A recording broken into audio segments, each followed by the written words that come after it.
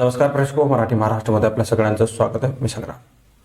काल डॉक्टर बाबासाहेब आंबेडकरांची 132वी जयंती जगभरामध्ये साजरी करण्यात आली. कोट्यवधी लोकांनी डॉक्टर बाबासाहेब आंबेडकरांना अभिवादन केलं. तेलंगणाचे मुख्यमंत्री के चंद्रशेखर राव यांनी डॉक्टर बाबासाहेब आंबेडकरांची 125 फूट उंचीची भव्य मूर्ती बनवलेली आहे आणि काल डॉक्टर बाबासाहेब आंबेडकरांचे नातू प्रकाश आंबेडकर यांच्या हस्ते या मूर्तीचं अनावरण करण्यात आलं. यावेळी लाखोंच्या संख्येनं जनसमुदाय त्या ठिकाणी उपस्थित होता. यावेळी प्रकाश आंबेडकर यांनी भाषण केलंय. काय उद्गार होते पाहूयात. बाबा साहब अम्बेडकर की जयंती के अवसर पर तेलंगाना के मुख्यमंत्री सम्माननीय के चंद्रशेखर राव जी को मैं अपनी तरफ से और आपकी तरफ से पूरी बधाई देता हूं कि उन्होंने आज 14 अप्रैल है, बाबा साहब का जन्मदिन है. 125 फीट की मूर्ति का अनावरण भी आज हो गया है.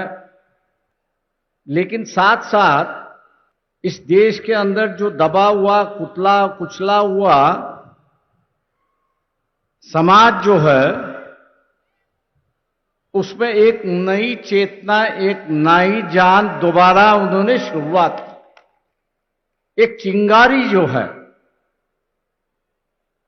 एक नई चिंगारी उन्होंने शुरुआत की.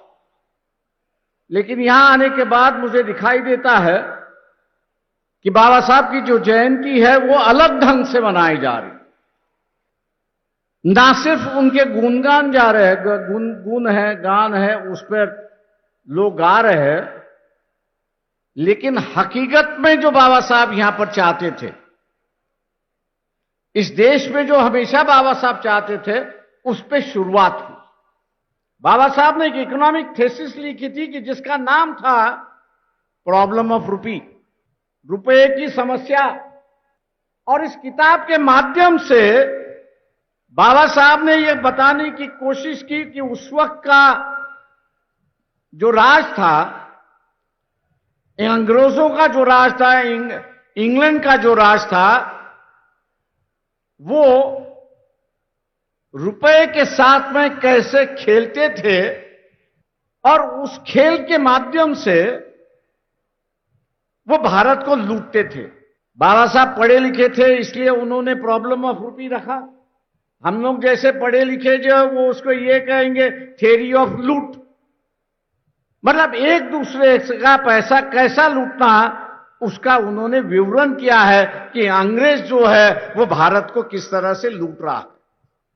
दलित बंधु का जो उद्घाटन हुआ, ये थोड़े बहुत पैमाने पे इस थ्योरी ऑफ लूट को रोकने की कोशिश की जा रही है. क्योंकि यहां जो प्रोडक्शन करने वाला है और बेचने वाला जो है, वो यहां का दबा कुचला हुआ समाज नहीं है, दलित नहीं है, आदिवासी नहीं है, वो तो सिर्फ खरीदने वाला समाज है.